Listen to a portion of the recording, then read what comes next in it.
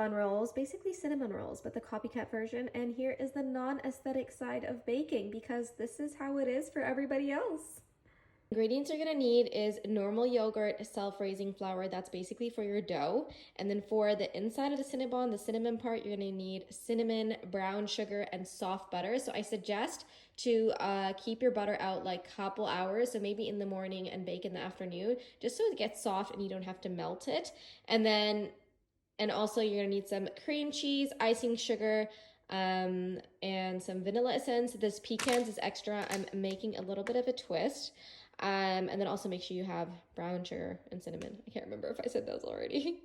First thing you're gonna do is you're gonna preheat your oven to 180 degrees, and we're gonna be using the convection, like the fan oven. And yeah, now let's get baking. So you're going to need about 85 grams of soft butter, and you're gonna put it in a bowl. I am gonna warm this a little bit because it's not soft enough, so I'm gonna put it on maybe like 10 to 20 seconds in the microwave. So 85 grams of butter is about 6 tablespoons of butter. So we're gonna put this in the microwave for about 10 to 20 seconds till it's about soft, not too watery. I'm going to add 1 cup of brown sugar, 2.5 tablespoons of cinnamon. This is our filling for the Cinnabon, so you're just gonna mix that all up, and we're gonna keep this aside. If you feel like it's too buttery and too oily, just add a bit more sugar so that it's not too liquidy. I'm gonna make the icing for the top of the Cinnabon, so you're gonna need about 2 tablespoons of butter.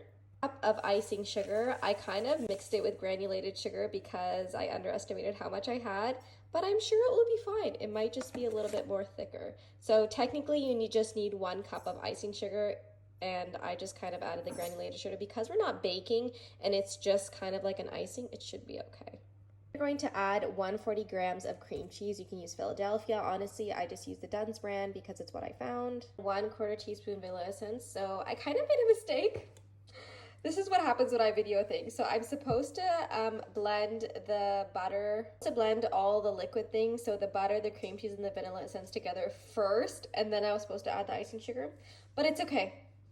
I will put the exact instructions. I'm just showing you guys, you know what, sometimes you make mistakes, and because it's icing, I'm not really that stressed. Take out your blender, and we're gonna blend this together. Make sure you use a deep bowl, otherwise it's gonna be a very fun kitchen cleanup. Because I used granulated sugar instead of icing sugar, like more of it, I added a little bit of milk just to make it a little bit more liquidy. This is if you make the mistake, but obviously just follow the recipe. We're gonna put the icing and the brown sugar mixture aside, and I wanna clean this counter because this is where we're gonna make the dough. Time to make the dough. I had to put my hijab on because this beautiful glass flow is giving me reflection. But anyways, 3 cups self-raising flour. Guys, please use self-raising flour. Don't use normal flour. If you're gonna make this recipe, just get it because it's literally a 2-ingredient recipe just for the dough. It is a very messy recipe, so we have 1 more cup left. Need 1.5 cups of yogurt. That's why I did the flour first, that I can use the same measuring cup for yogurt. There we go, 1 cup of yogurt. And just add the 1/2 cup in there, and then you are going to mix this by hand. It's very sticky, and yeah, so we're gonna mix this up by hand. So I'm gonna use 1 hand first, and the key with this is you don't want to be adding more extra flour. Like, try and avoid it as much as possible, because if there's too much flour, like more than what it is, then it's going to be a very hard Cinnabon, which you do not want, right? And we are still putting flour on the surface to kind of roll it. So that's why I'm saying don't add extra flour. It's going to be sticky, but it's okay. You still have to roll it flat, right? So you could use a mixer. I don't have my mixer with me. I need to bring it back from home. That's why I'm doing my hands. But then again, hands is fine too. Okay, so this is your dough. It's basically ready. And now you're gonna take some of your self-raising flour, and you're basically gonna wanna sprinkle it over here, just so that the dough doesn't stick to the surface. Again, you don't wanna put too much, just as much as you need, and you can always add more. Because as I said, if there's too much flour in the dough, it's gonna be a very crunchy Cinnabon. We just needed enough to roll it quite nicely with a rolling pin.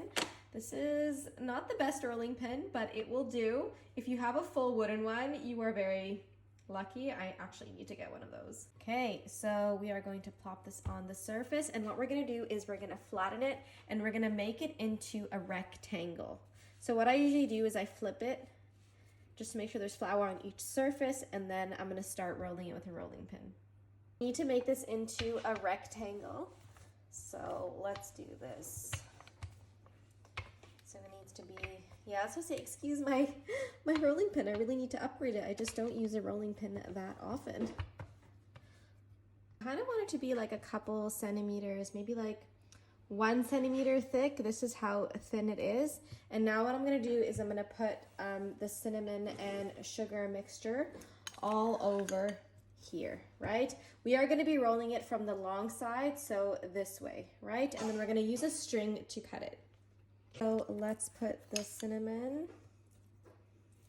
So you want it to kind of reach quite here at the ends, not too much on the long end, just so that it folds nicely. So you just spread it just like that. Oh my God, it looks so delicious.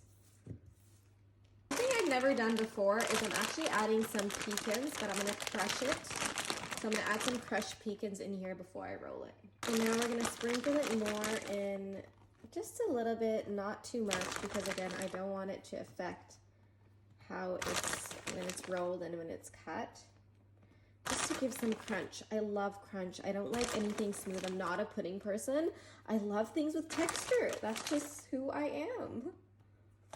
Okay, now it's time to roll it up. So you're just gonna start gathering it here. You want it to be as tight as possible. So you're just literally gonna gather here first, and then you're gonna slowly turn in.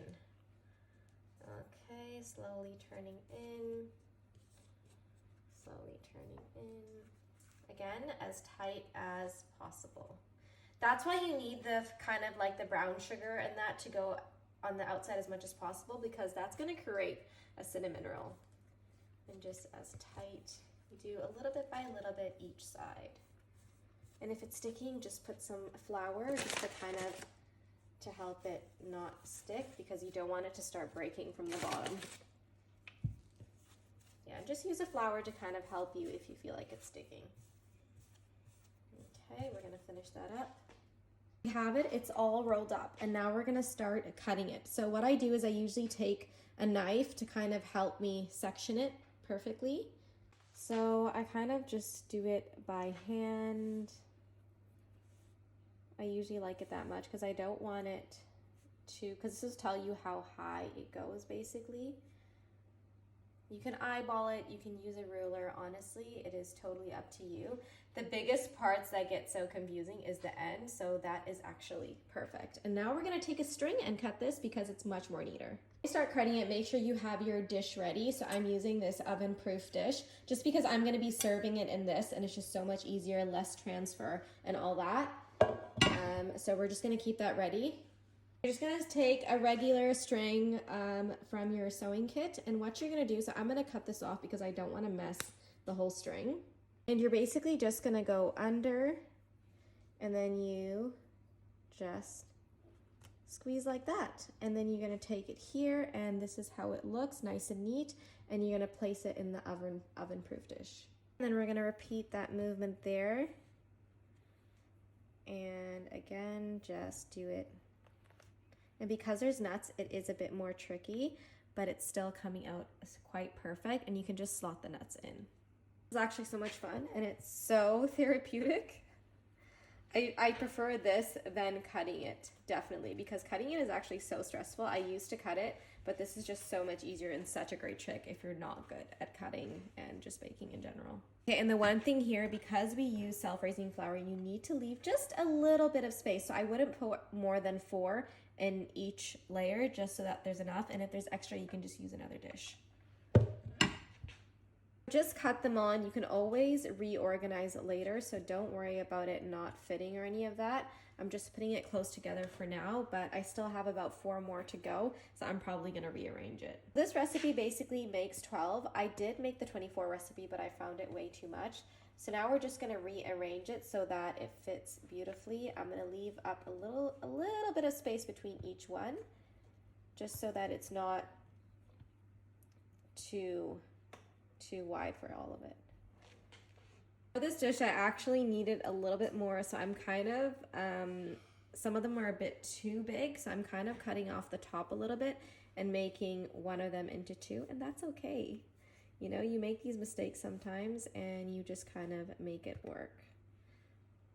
Just so you don't make the same mistake as me, because I'm used to baking and I'm used to making it work, but if you're not, cut it into about 15 pieces, because especially, so it all depends on the size of your dish. So just see your dish and how many pieces you need so that you cut it all perfectly. So you can see some of them are kind of like on top of each other, and that's okay because we are making it work. And now we are going into the oven. We are gonna put this in the oven for 20 minutes. As you know, we preheated the oven, so it is the perfect temperature. Going in the oven now for 20 minutes. Please put a timer.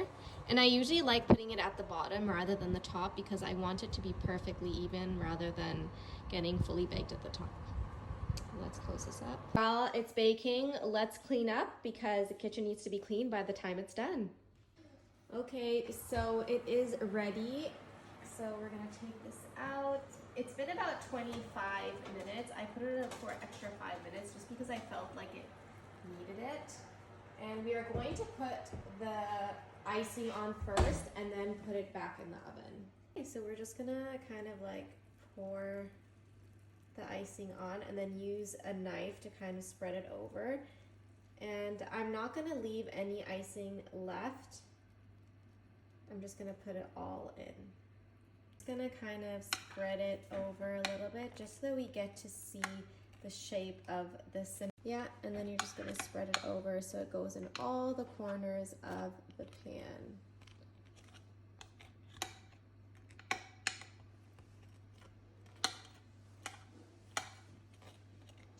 Okay, we're gonna put it back in the oven for about 5 more minutes, just for kind of like the sauce to really sink in to the cinnamon roll. It's a bit hot, so make sure you use a double cloth. I burn my hand about every eat, that's just how it goes.